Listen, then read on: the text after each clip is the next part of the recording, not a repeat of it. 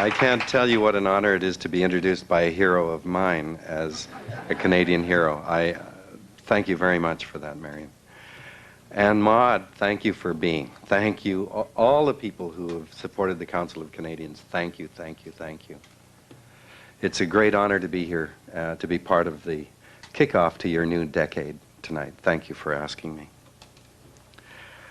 You know, if you listen to our political leaders from one coast to the other, from federal governments to all of the provincial governments, on the left side of the political spectrum to the right side, from the nationalist to the separatist side, what you find is that they all repeat the same message, that the major issue confronting Canadians today is the economy.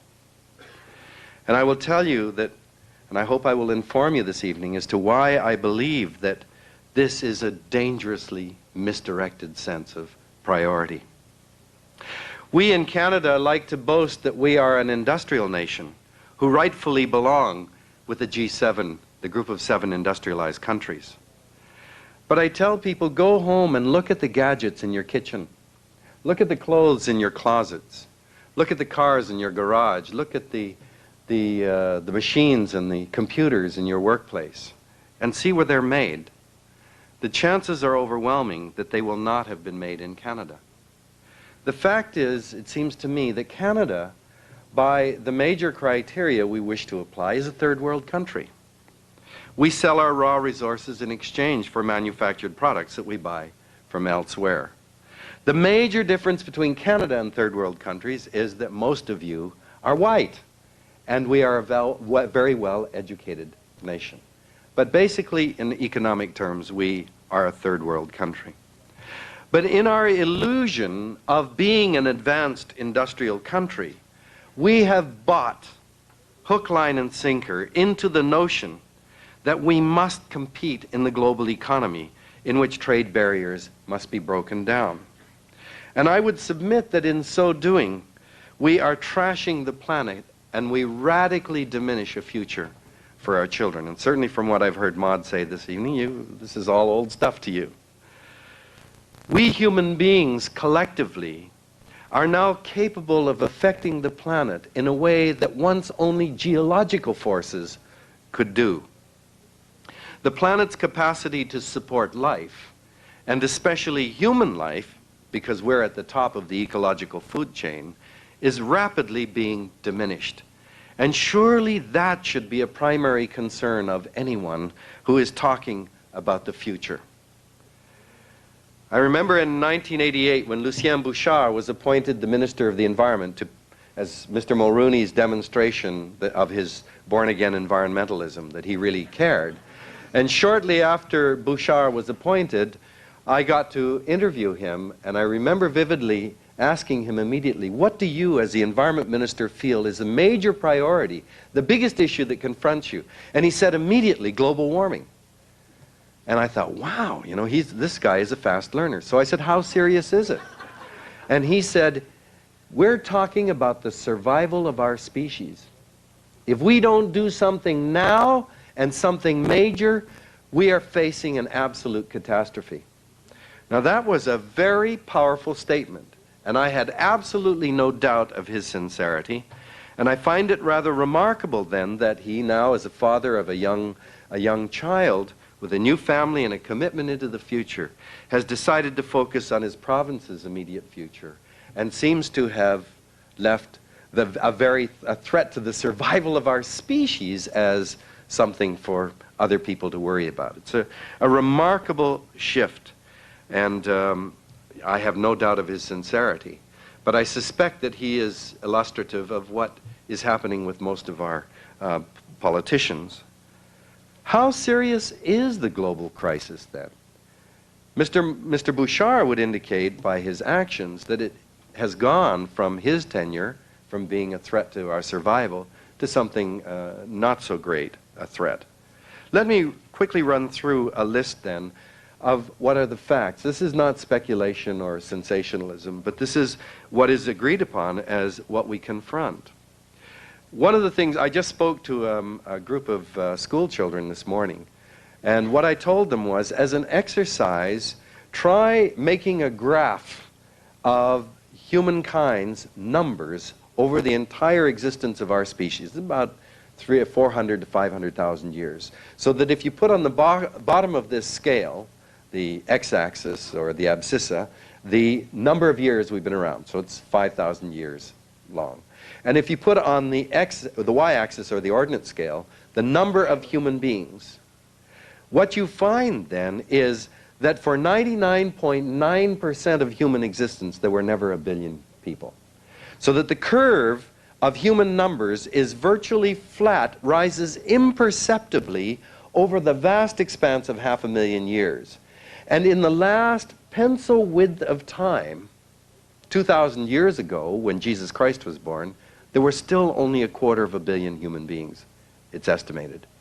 In that last pencil width, then, we go in another almost 2,000 years, about 1830, we double twice to finally reach 1 billion people, the first time in human existence. And by the time I was born in 1936, there were just over 2 billion of us, unprecedented in numbers. In my lifetime, the human population has increased by over 150%. We're at 5.6 billion people now, and if I live another 40 years, we may very well be over 10 billion. And when you look at that over the expanse of human existence, you see that the curve is rising straight up in the last hair width of time. That simply can't go on. It's unprecedented. At the very time that our numbers are literally rising straight off the graph paper, human per capita consumption is rising, if it's even possible, even more steeply. So that while our numbers may have increased by 250% since the beginning of the century, our consumption per capita in Canada has increased by a minimum of 400%. The average Canadian today consumes over 4 times what our grandparents or great-grandparents consumed at the turn of the century. So consumption and human numbers are rising literally straight up in this last bit of time. And that is having an enormous impact on the planet. Every second, 3 people are added to the human population. That's over 250,000 people a day. That's over 90 million people a year, 3 times Canada's population that have to be clothed, fed, and sheltered. That simply can't go on indefinitely. But at the very time that human populations are rising spectacularly, total global food production has been declining since 1984. That's because we're losing of the order of 25 billion tons of agricultural topsoil a year. That's the entire wheat growing capacity of Australia that's being lost every year. Now, the Sparrow report that came out, Senator Sparrow wrote a report in the 80s documenting the terrific destruction of agricultural topsoil in the prairies. What has taken thousands of years to accumulate is being used up in a matter of generations. And you can see it anytime you drive through Saskatchewan or Alberta or Manitoba. They're called leopard spots. Every time where there's a rise, you can see that it's white. All of the organic material has been leached out by the kind of farming practices that are being carried out. Now, when I was a kid growing up in London, Ontario in the 50s, our teacher said, well, the oceans, that's where it's at. The oceans cover over 70% of the Earth's surface. They are a vast reservoir of renewable protein. Now, you go to Newfoundland today and ask about those vast reservoirs of renewable protein. If you take the 20 major fish stocks in the world that the vast bulk of human beings depend on for their protein, 17 of the 20 are in a state of serious decline. We are not sustaining our marine resources, we are mining them into extinction. So you can't have human population rising, food production declining without a catastrophe. And as you well know, for many people in the world, the catastrophe is already here. Every night, 1 billion people go to bed hungry on this planet. And every morning, 45,000 of them never wake up. 3/4 of them children under the age of 5.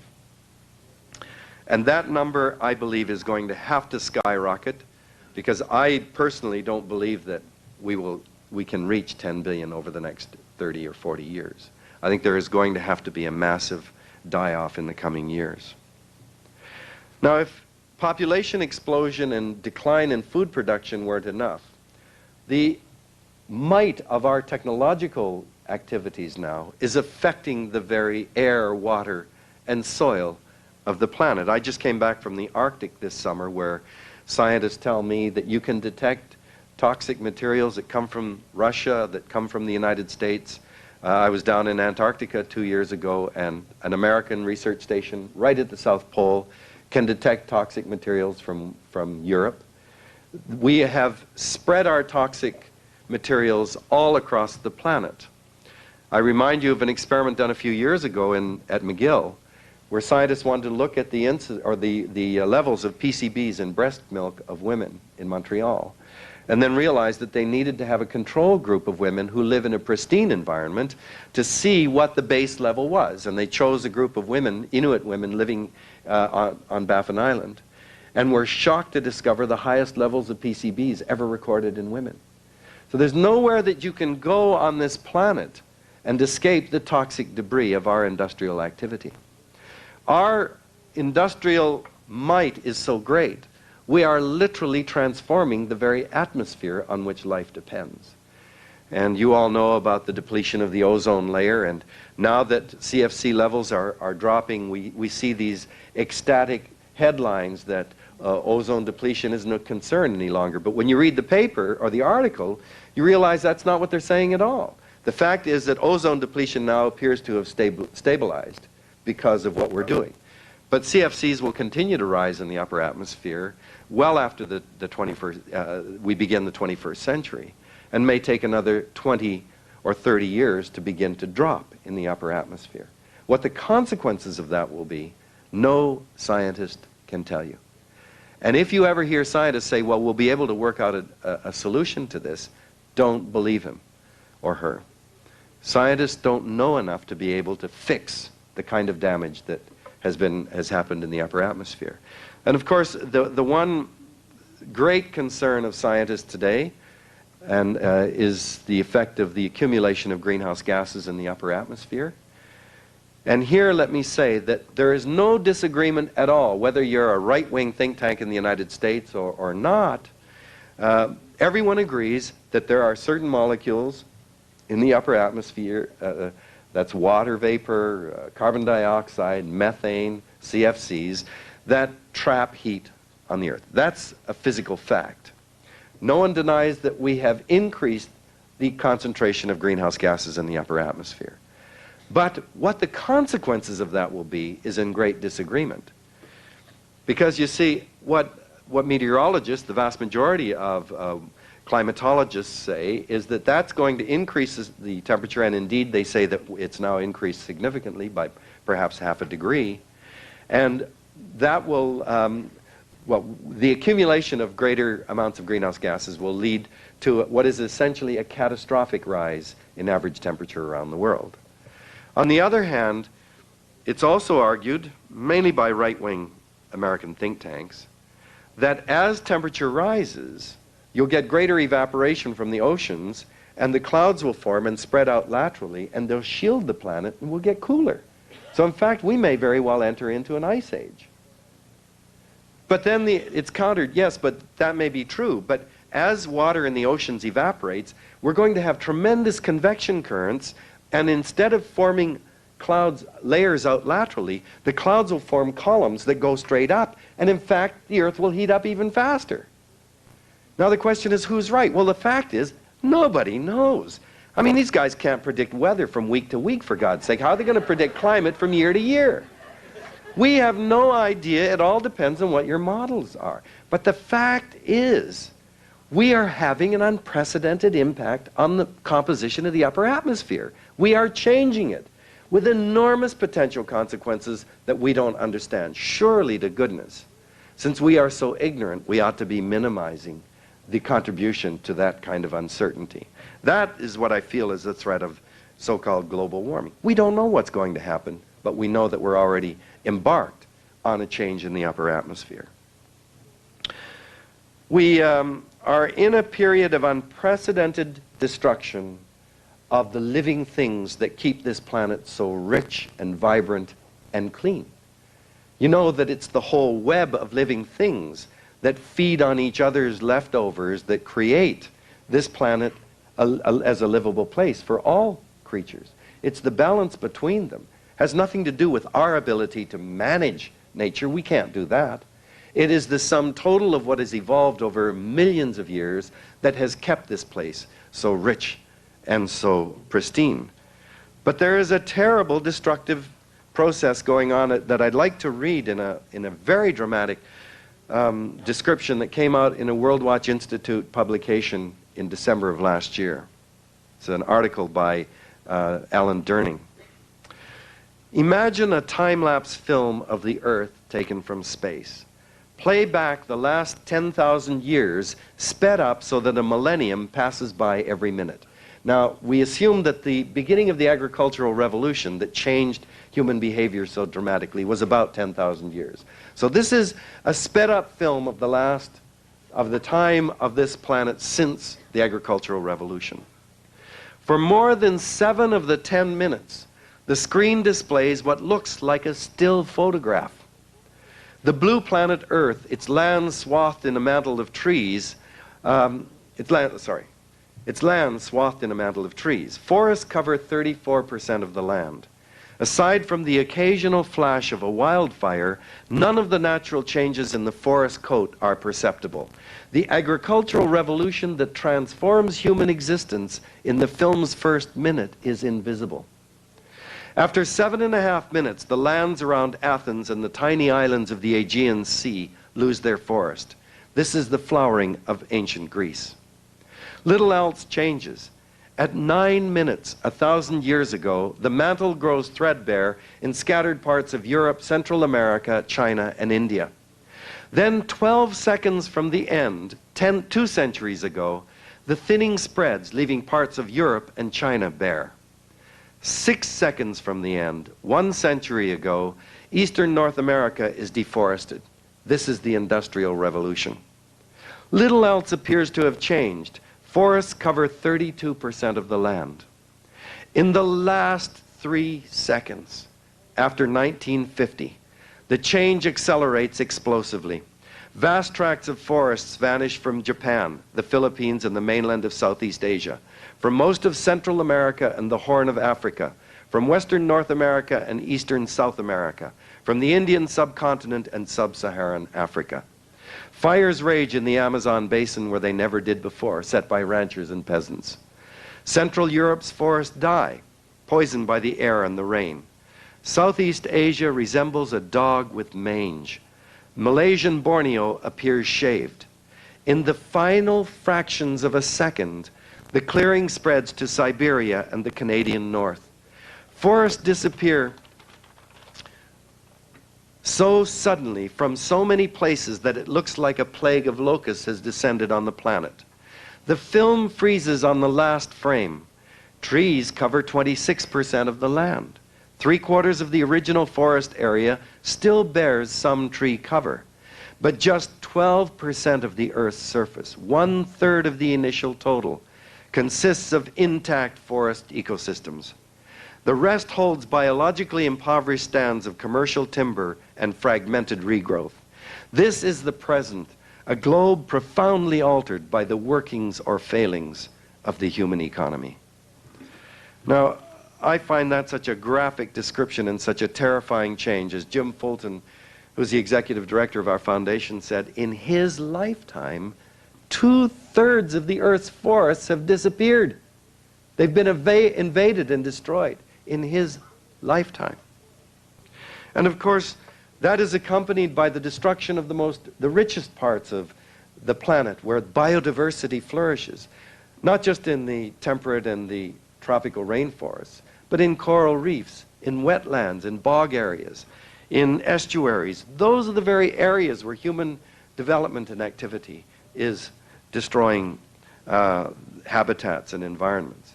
And the consequence is a horrifying estimate that comes out of Ed Wilson at Harvard. He revised it 2 years ago from an estimated 22,000 species being extinguished to, and this is in tropical rainforests only, and he says it's a very conservative estimate. He bases it on the assumption there are 10 million species of plants and animals on Earth. But to me, the best estimate is 30 million, and I have seen some estimates of 100 million. Now, which estimate of how many animals and plants there are will make a huge difference. Based on 10 million species, he says, in tropical rainforests alone, over 50,000 species disappear every year. That's 137 species a day, over 6 species an hour, are vanishing forever. Those are the facts. And yet there appears to be no sense of urgency or crisis. We've just come through a federal election. What happened to the environment during that election? It was all the economy, stupid. That's all we heard about. The problem, I believe, is that the implications of the crisis demand a total change from the direction that we're headed. As I said, I was fortunate a couple of years ago to have been invited to a luncheon with Prince Charles when he came to Toronto. And we were all sitting around, and he asked us over lunch, what do you think is a major issue that confronts you as Canadians? It happened to be a group of ethnic people. And immediately a Jamaican Canadian got up and said, when I came to Canada, I was to be the vice president of a bank, and I came to the bank door, and they thought I was a janitor, and they sent me to the back door. It's racism. And the Chinese Canadian got up, and then an Italian Canadian got up. And finally, I couldn't stand it any longer, and I said, you know, he just asked, what is the most important issues confronting us as Canadians? And I feel like we're in a big car that's heading at a brick wall at 150 kilometers an hour. And you're all arguing about where to sit. There are a few people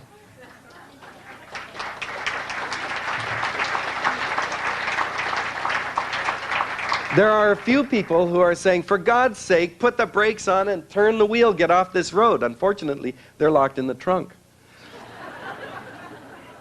But I think that it does represent, the challenge represents a major attack on the pathway we're on. It demands a fundamental shift in direction and speed. And there are too many institutions and power structures that are threatened by that. I believe our political and our business institutions cannot deal with the global eco-crisis because their horizons are simply too short. Politicians must, of necessity, focus on matters that will come to fruition before the next election. When a politician talks about vision, they're talking about the interval between elections. That is simply too short a vision, and there's nothing evil or bad about it. It's just the nature of the political process. You simply cannot invest in activities that are going to take several elections before you see a result. And you saw that classically in dealing with global warming. In the late 80s, the environmental issues had come to the absolute peak of public concern. And in 1988, just before the federal election, Tom McMillan, who was Minister of the Environment, called a major international conference on the atmosphere in Toronto. And that conference came out with the agreement of the delegates that global warming represented a major threat, and that they committed themselves, the delegates, to a 20% reduction of 1988 levels of carbon dioxide within 15 years. Now, Brian Mulroney then set up a commission to find out, can we do it, and how much will it cost? His committee came back with a report that to this day has never been released, although it was leaked. And what they found was it can be achieved, a 20% reduction of 88 levels in 15 years, but it's going to cost a lot of money. It's going to cost over $75 billion. But the fact was, not only would the environment be a better place for us to be a part of, we would save a net $150 billion. Now, when that was leaked, you would have thought, my God, he ought to be jumping for joy. It's a win-win situation. Do you know what the state of that whole aim is? In 1988, they set a 20% reduction of 1988 levels in 15 years. When the Green Plan came out finally in 1990, they recommended stabilizing carbon dioxide emissions at 1990 levels. And now, the hope is that we will be able to minimize the rise in carbon dioxide emissions up to the end of this century. You see, there's just been a total shift, even though we could have realized $150 billion net profit. Why didn't he do it? The answer is clear. The $75 billion had to be invested up front. And Brian Baby knew he wasn't going to be around 15 years later when you realized a $150 billion saving. Why should Mr. Mulrooney invest in something that was going to cost him politically so that someone else might harvest the benefit 15 years down the road? So you have a fundamental problem then that politicians simply cannot look to that long-term commitment. Same thing with, I'll bet most of you don't remember that Perrin Beatty was once Minister of Health. When Mr. Beatty was Minister of Health, the IJC, the International Joint Commission on the Great Lakes, came out with a report that said that studies show that fish in Lake Ontario have a high incidence of tumors. That the birds that live around Lake Ontario and feed on those fish have a high incidence of developmental abnormalities in the eggs. Many don't hatch, and when they do hatch, they have abnormalities. Mr. Beatty took that recommendation, and what did he say? Gee, do you think it's dangerous to humans? So he made a 5-year commitment of $20 million to find out whether it was dangerous to humans. Now, my response to that is, Perrin, when coal miners took canaries down in the mines and the canary fell over, they didn't say, gee, do you think that's dangerous to people? They got their asses out of the mine because they knew they were breathing the same air. But of course he had to do that. He had to do that because he knew damn well he wouldn't be in his office 5 years down the line. So he punted. And that's again the problem. He was absolutely right. He left it for somebody else. And he certainly wasn't in office when the end of that study came. And now, of course, the study's showing exactly what you would have expected. It is affecting people, especially our children. By the way, guys, it looks like boys born of mothers who live around the Great Lakes have smaller penises, higher incidence of undescended testes. Major problems. And blame it on Mr. Beatty. He knew damn well there were going to be problems 5 years ago. There's a deeper problem, I believe, with our political structures. Politicians have a constituency to whom they are indebted. Who is that constituency? If you forget the issue of who funds their run for office, politicians' constituency are people who vote. Children don't vote. Children aren't in the equation. So it's not surprising at the greatest gathering of world leaders ever in history, at the Earth Summit in Rio, of the 170 some odd governments represented there, only one, Holland, had children as official delegates.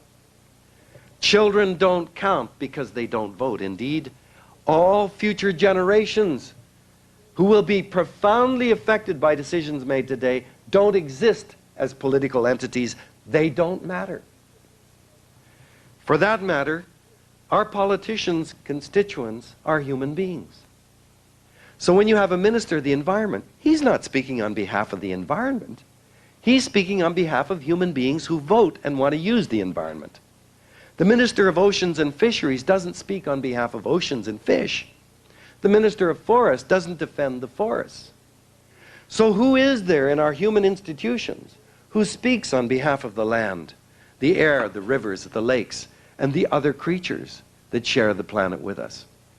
So our political structures are simply too chauvinistic, species chauvinistic, to really allow us to deal with this global crisis that envelops us as a part of the web of living things.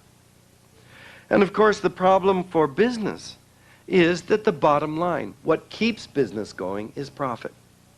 Maximizing profit in the shortest length of time means that environmental considerations must get short shrift. We now hear, and this is what did in Kim Campbell, who spoke quite honestly about the fact that we were headed for jobless economic growth to the end of the century. Indeed, at the G7 meeting that she attended in Tokyo, jobless economic growth is what was being aimed at. So that you must keep the economy growing, but it doesn't matter whether people actually benefit from that. You see, there are no incentives in the economic system we're working with for the sustenance of communities, for the sustenance of ecosystems, or for the perpetuation or maintenance of our renewable resources. Most of us in Canada now live in cities. We live in a human-created environment.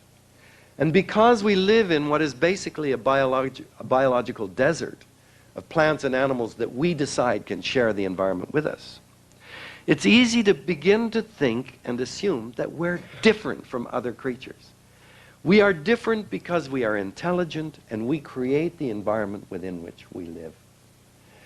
And so what we have done then in this illusory world of this human-created environment is we have attempted to elevate ourselves above the rest of life, to remove ourselves from the biological world. And you can see it very easily in the way we use language. This morning I spoke to this group of students, elementary and high school students, and I said, the first thing you have to remember is that we are animals. Immediately I saw some of their parents bristle. My children are not animals, they're human beings. You see, the very word animal is a pejorative. If you say someone behaved like an animal last night, it means he was bad. If you say someone was wild, that's a very threatening thing. And you can see it in the language of forestry. You know that an old-growth natural forest is called a wild forest. When you clear-cut a forest and put in trees in a plantation, you know what they call that? That's called a normal forest. So the whole attempt is to impose the human imprint on the landscape and create a forest that we know and control, that we can inventory, we know everything in it. That's what we want to do. We want to normalize the planet because we think that we lie outside. We're not a part of that natural world. And it's a very, very dangerous illusion. And I know that many of you have heard me talk before, but I think it's really important to reiterate the fact of our embeddedness and dependence on the natural world. And the most obvious way is to think about air. You know, we've all shared this room now for well over an hour, and there's a very simple high school science physics calculation you can make. You remember Avogadro's number from high school physics, the number of atoms in a cubic cc of air? You multiply the volume of air in this room by Avogadro's number, and you get an idea of how many atoms and molecules there are in this room.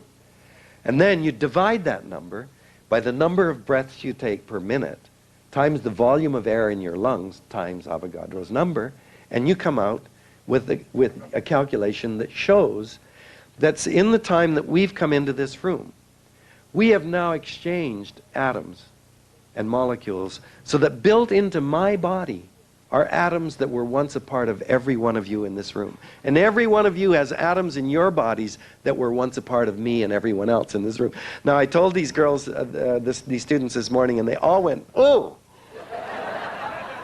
And, you know, it is an amazing thing to be told air isn't something that stays in a little bubble that's yours. When it comes out of my nose, it goes straight into your nose. And back and forth. And you know, the air isn't kept within national boundaries. What's in Canada or Ottawa is going to go out and become a part of the rest of the world. So that you realize that we are made up of atoms that were once a part of worms and trees and snakes and birds. And if you're as old as I am, you're made up of atoms that were once a part of Joan of Arc and Jesus Christ. Because the air is not made over and over. We simply borrow it temporarily and go back and forth into that air. Air isn't empty space. Air is a substance. It's an atomic material that's spread over the world. It physically links us together. It links my body with yours and everybody else here. It creates a single entity, a unit of life, held together by a matrix of air. It is absolutely absurd to think that as a species we can somehow extricate ourselves from the rest of the natural world. We're a part of it. And it's the same thing with water. You know, water isn't just being made all the time at some great manufacturing plant. What's here now has always been here. And although water, you know, is 70% of the Earth's surface, there is a limited amount. And water simply evaporates and rains and evaporates and cartwheels constantly around the earth. And you know, you and I are, each of us at least 70% water. A lot of us are a lot more than 70%. I mean, I always tell girls, we're just a big blob of water with some thickener added. And where does that water that makes up our bodies, where does that come from? That water that makes up me and you has come from all of the oceans of the world. Has evaporated off the Amazon canopy, off the steppes of Russia, and off the plains of Canada. Water, like air, is a physical entity that links us. It's a glue that links us to all other living things. And one of the most amazing lessons I ever got was from a science teacher in grade 3, a school teacher in grade 3 in Tokyo, who asks her class, put down on a sheet of paper all of the things that you eat for your nutrition. I'm not talking about just water or salt.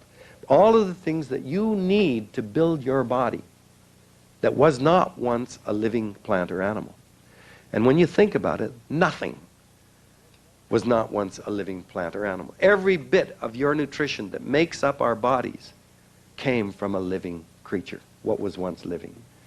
In fact, Martha Couch, a botany professor at Indiana University, once told me, our relationship with food is the most intimate relationship we can have with another creature. Because unlike your lover, you can not only take it into your mouth, you can actually incorporate the substance of that other species into your own body. We are made up of the carcasses of living things which have come from the earth.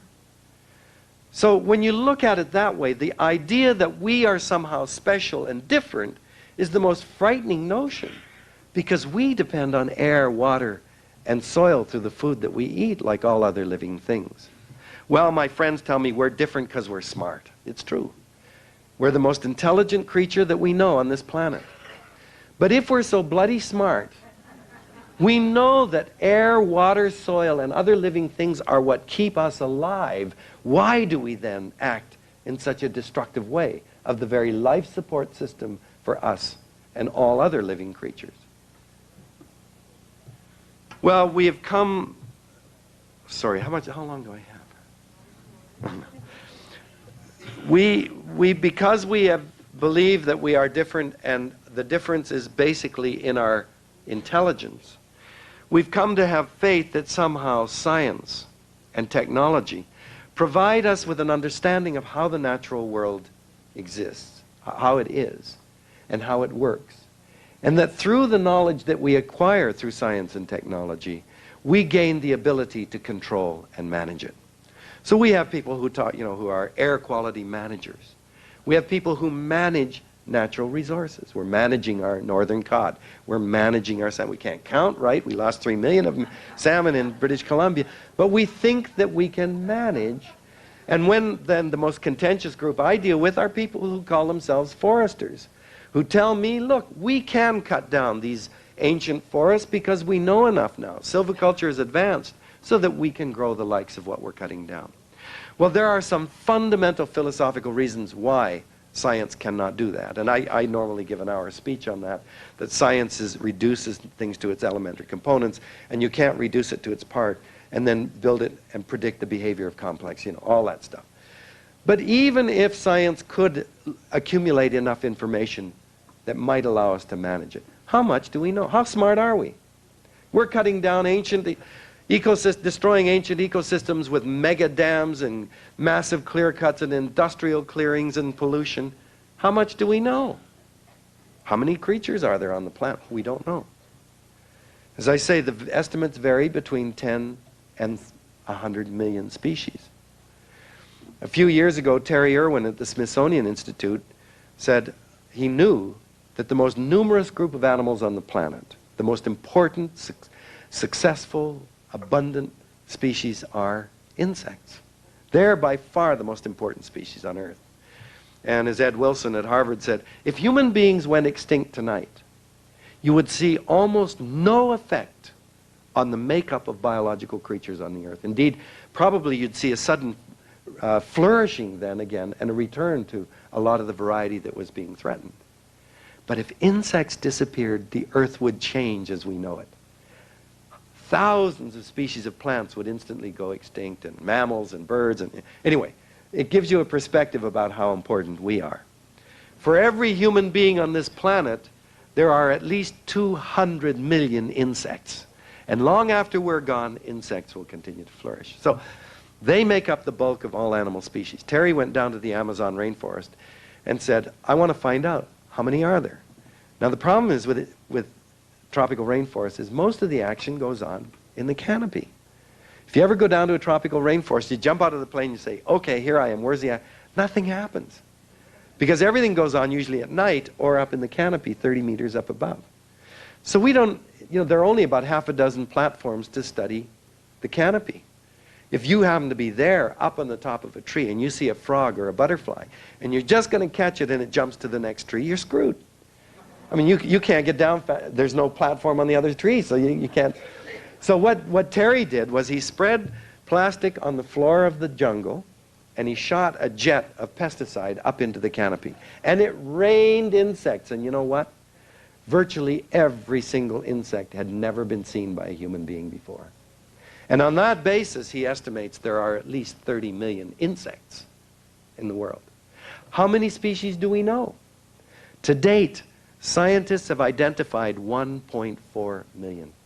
When I say identified, that just means some guy sitting in a lab got a dead plant or animal and gave it a name. Doesn't mean we know anything about how many are there, where are they distributed, what do they need to eat, reproduce, how do they interact with other species. Just means you've given a name to a dead specimen.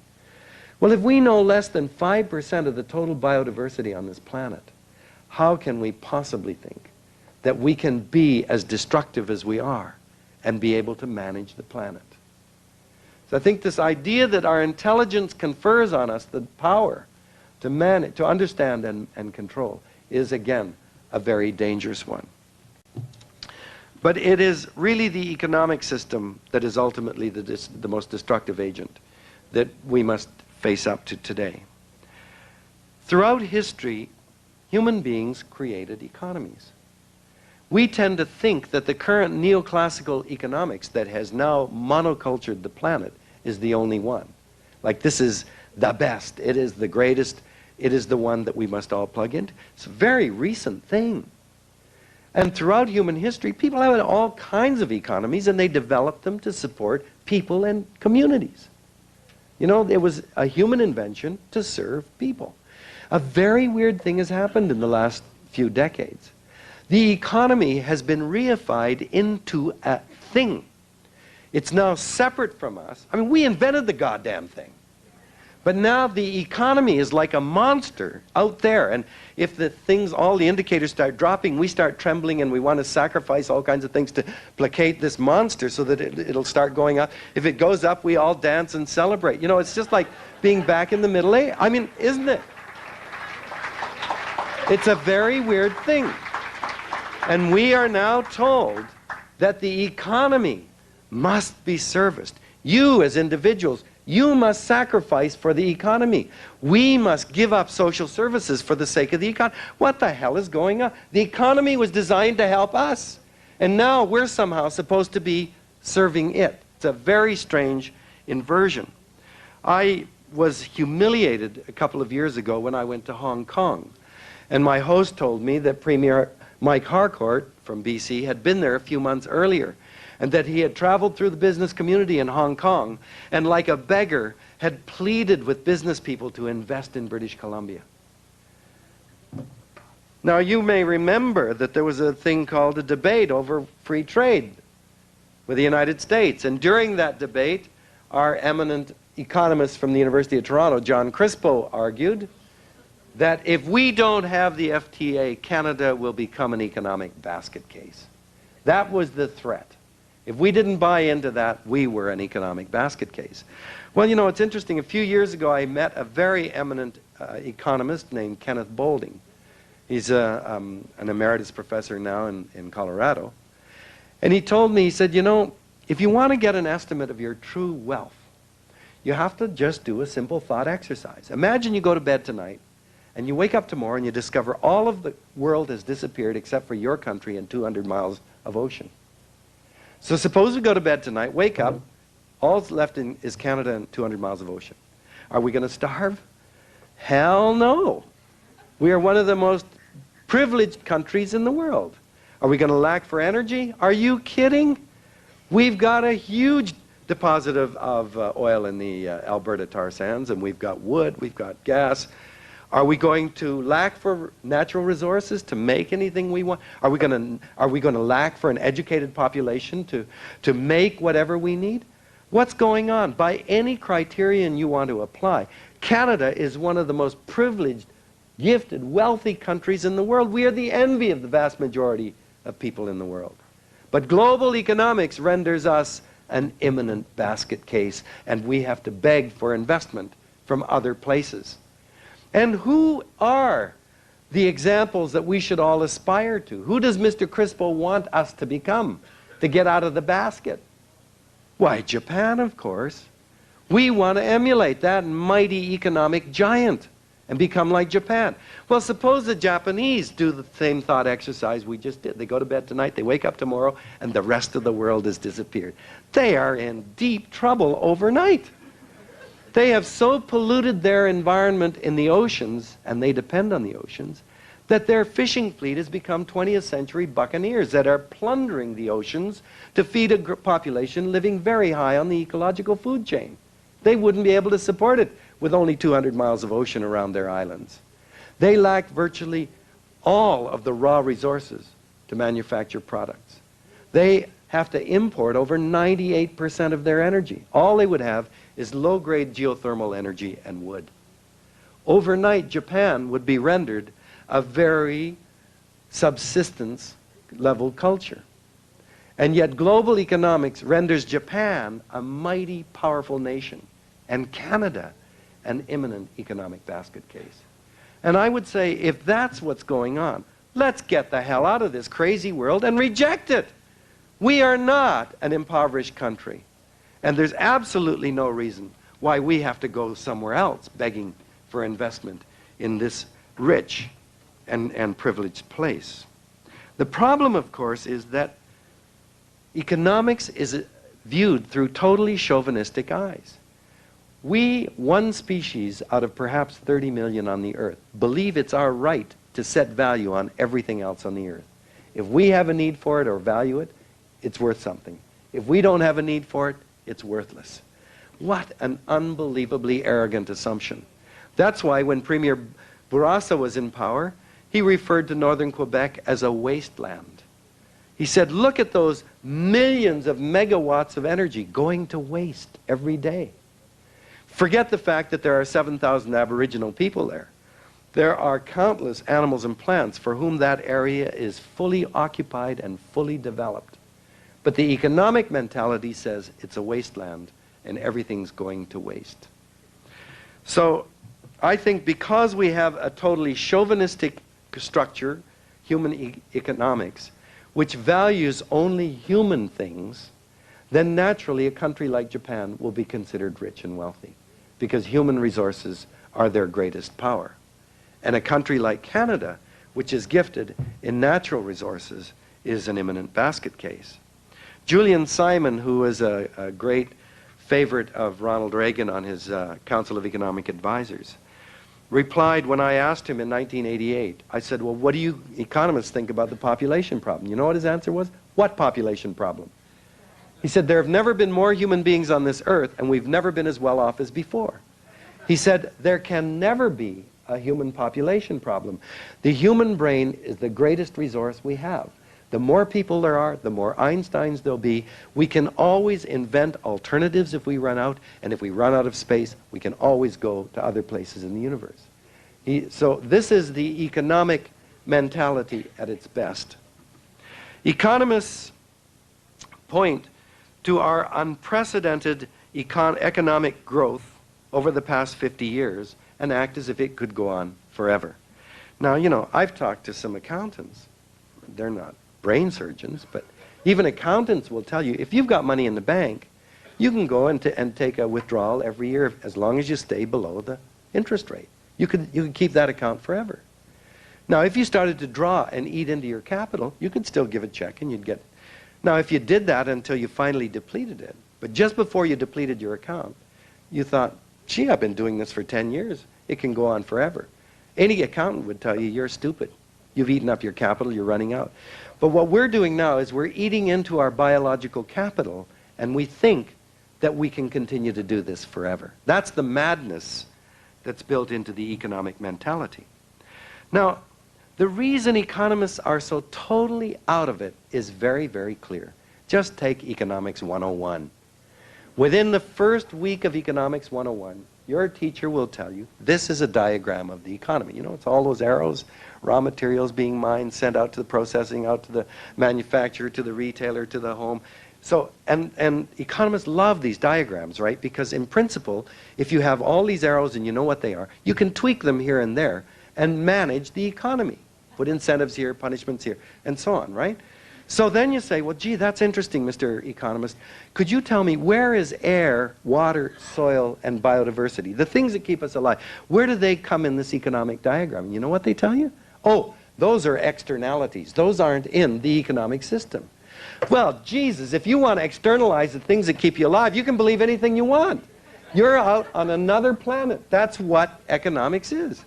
I mean, you look around at this room, everything in the room, including the air in this room, everything, the carpet, the glass, the metal, the energy coming in here, everything comes from the earth. And yet economists act as if all of that can be externalized away. So the economics that we're dealing with has no fundamental basis in reality. And in that first week of Economics 101, I was told, you are told, well, you know, caring, cooperating, sharing, these are emotional and irrational acts. That acting in self-interest is rational, and that's the basis for economics. And I say to you, I reject any kind of invention that says we must build it on self-interest and rejects cooperation, sharing, and caring as a fundamental part of it. And then our economists have the nerve to invent things that they use to tell us whether we're doing okay. Measurements in the growth of GNP, exchange in goods and services. And you know, governments rise and fall on whether or not they got that damn GNP rising. It's really important. Those indicators affect the laws that are passed in government action. But what the hell is, nobody ever asks, why has it gone up this year? You know, like it's just a rise. But that is really a crazy system because, you know, in 1989, when the Exxon Valdez went down, the American GNP went up by $2 billion because that's what it cost to clean it up. So by the simple criterion of rise in GNP, we ought to spill oil everywhere. It increases the GNP. I mean, what a nutty idea. You know, we have this crazy system in Canada where we have the world's biggest nuclear facility next to Canada's biggest city. Now, of course, our scientists and technologists tell us, well, we're so good that nothing could ever happen. You know, that's what they said at Chernobyl. But, you know, but those are Russians. They're different from us. But let's suppose that the unthinkable happened, that there was a major accident and a venting of a large amount of radioactivity in the cloud that drifts over Toronto, and thousands of people get sick. You know what? Economists rejoice because the GNP will go up. You need hospitals, you need ambulances, you need medicine, you need flowers, you know, lawyers. All of this adds to the GNP. And if hundreds of people begin to die of radiation sickness, you need undertakers, coffins, you need grave diggers, you need limits. All of that adds to the GNP. So what kind of a crazy notion is this, that we are going to shape whole actions of government on the basis of whether or not the GNP goes up and down? This is, I just think it's crazy. We face a situation as well. In the past, money or currency represented something tangible. You worked to create wealth. You pulled something out of the ground. You manufactured something. Money stood for something that had been added to society. Today, money represents money. Money stands for itself. So that you have this unbelievable situation where you can buy money, sell money, and make money. Today, every day on the stock market, $600 billion in currency speculation goes on. People are buying and selling money just to make more money. And you remember 2 summers ago when the French franc was dropping and the French government started buying francs back to bottom it out, and they couldn't? Why? Because currency speculators are far bigger than governments. And it slid and slid and slid out of control of the French government. We're in a crazy situation because money only stands for itself. And people get very wealthy doing nothing but buying and selling money. And when money begins to represent itself. The problem is it grows faster than real things. In British Columbia today, with some of the richest forests in the world, our forests add fiber, is what the foresters tell us. They grow at the rate of 2 or 3% a year. Now, you don't have to be a genius. Even I can see that if you cut down less than 2 or 3% of your trees a year, you'll have your forest forever. The problem is it makes no economic sense. Why take 2 or 3% on your investment every year when you can clear cut it, put it in the money in the bank, and make 6%? It makes no economic sense because there are no incentives to sustain that resource forever. Clear cut the forest, put the money in Papua New Guinea or Malaysia, you'll make 20%. And when those forests are gone, money doesn't stand for anything, put it in fish. When the fish are gone, put it in computers or genetic engineering. So the economic system we've constructed, because it's not based on anything real, dictates that you must trash the planet's resources. Otherwise, it makes no economic sense. Okay, I'm sorry, I've really gone on far too long. When did I start? Did I start at 8? Okay, well, let me go on for 5. Let me just say that there is one thing that I think really puts the nail in the coffin of conventional economics, and that is that everything economists talk about is to maintain steady growth. That growth is the very definition of progress. Now, there are a couple of problems with that notion of progress as equated with economic growth. First of all, when growth and progress become synonyms, no society wants to stop progress. So at what point then does any society say enough? We've got more than enough. Let's just stay at this level. We now consume over 4 times as much as our grandparents did in 1900. I think we've got enough. Let's just stay at this level. For economists, that's death. Because growth must continue to go on. And, you know, we live in a finite world. And if you live in a real world, as Paul Ehrlich says, there are only 2 systems that attempt to maintain steady growth forever. They are economists and their economies, and their cancer cells. And the result in both cases, if you have steady growth, will be the same, which is death. But all of our rhetoric in the political sphere are that we must do everything to crank up the economy, and we just lust after a 13% growth like China had last year, or an 8% growth like India. Forget the fact that India and China are going to take us down with them by their economic growth. We lust for steady economic growth. This is crazy and impossible, and let me show you why. Anything growing steadily over time is called exponential growth. And anything growing exponentially will have a doubling time, okay? So if it's air you use, water you use, land you use, whatever it is, inflation, anything growing at 1% a year will double in 70 years. 2% double in 35 years. 3% in 24 years. 4% in 17 and a half years. Anything growing over time will double, okay? I'm going to give you a system, biological example, of exponential growth. Test tube full of food for bacteria, and I'm going to put 1 bacterial cell in. That cell is going to go into exponential growth. It's going to double every minute, okay? So at time 0, at the beginning, there's 1 bacterium. At 1 minute, there are 2. 2 minutes, there are 4. 3 minutes, there are 8. That's exponential growth. And at 60 minutes, the test tube is completely empty of food and full of bacteria. Okay, so it's a 60-minute cycle. And then the question is, when is the test tube only half full?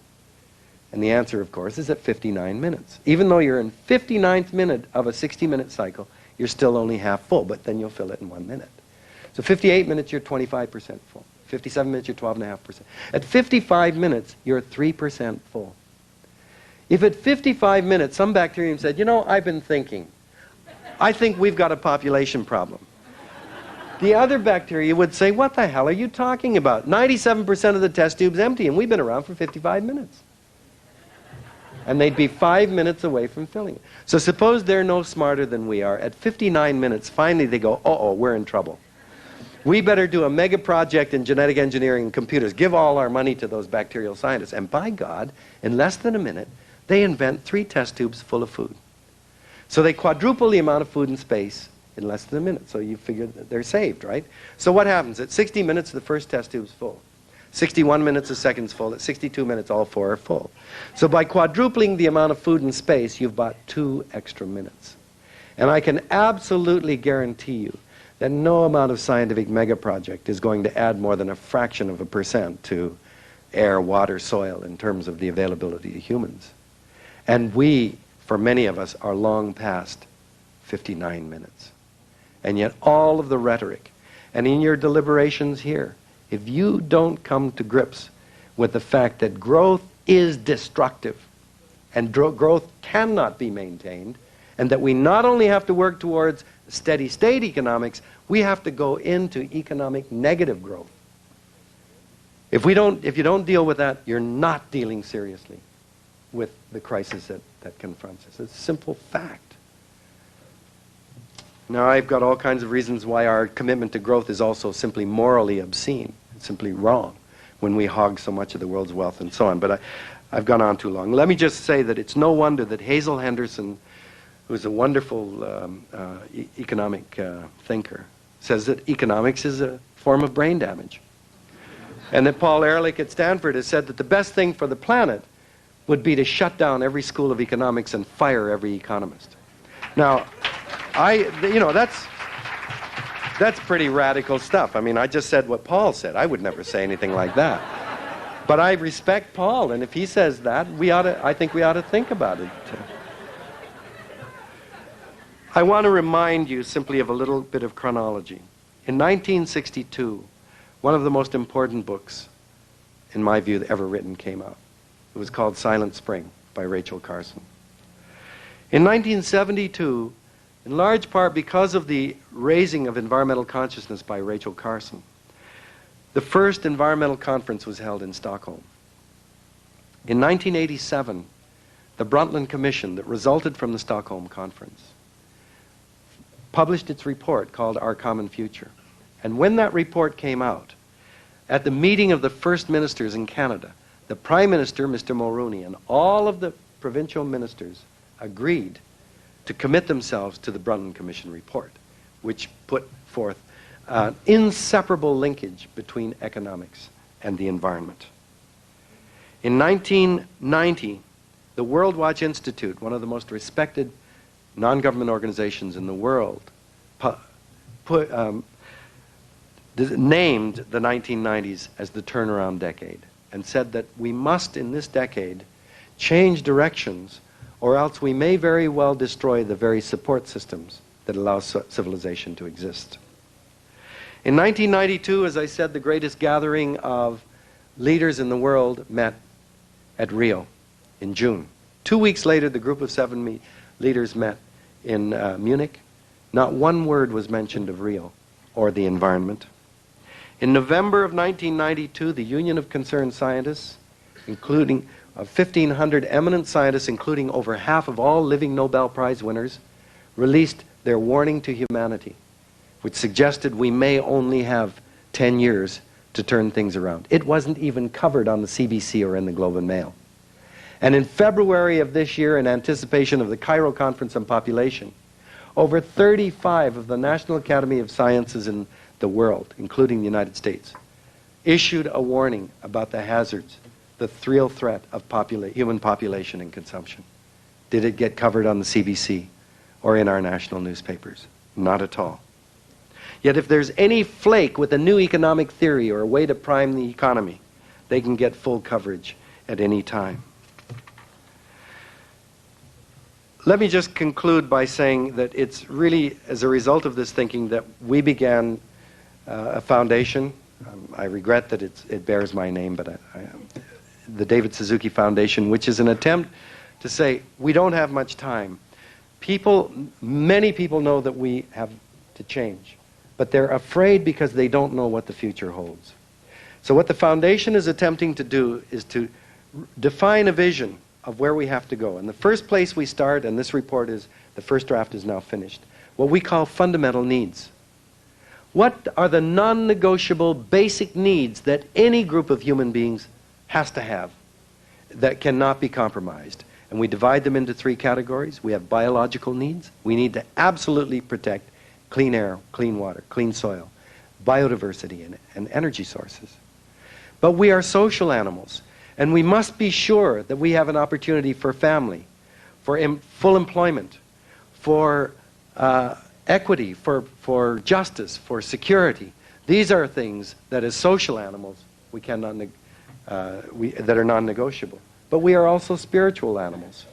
And as spiritual animals, I believe that we need to know that there are areas on the planet that lie beyond our comprehension, that are still in a state that they've always been in, that there are forces out there beyond our knowledge.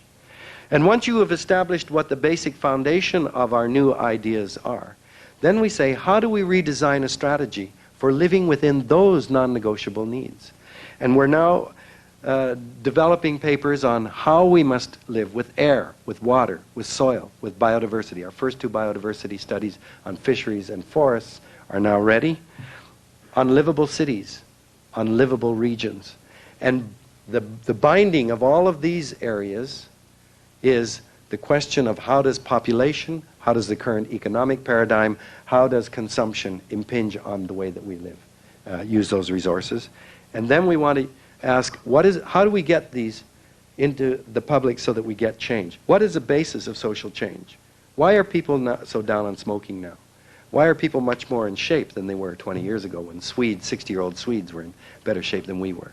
You know, what happened with the Berlin Wall? What happened in South Africa? We must understand what is the basis for real social change. And then we have to have a strategy for getting that information out into the public. That's what we're trying to do at the Foundation. Our gift to you this evening is our declaration of interdependence. And I was delighted that Maud used that word at the end of her speech, interdependence. And perhaps a declaration of interdependence will show how we as environmentalists see our place in the world. And I'm sorry it's gone on. Let me just conclude with, people ask me, how do you keep on going on and on? And the reason I can is because of the people that have invested or that I have invested into the future, like the talk that you'll see now.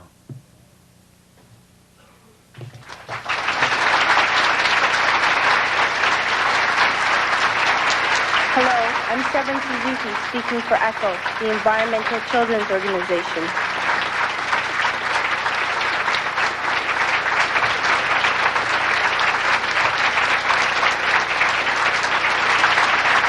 Thank you. Okay.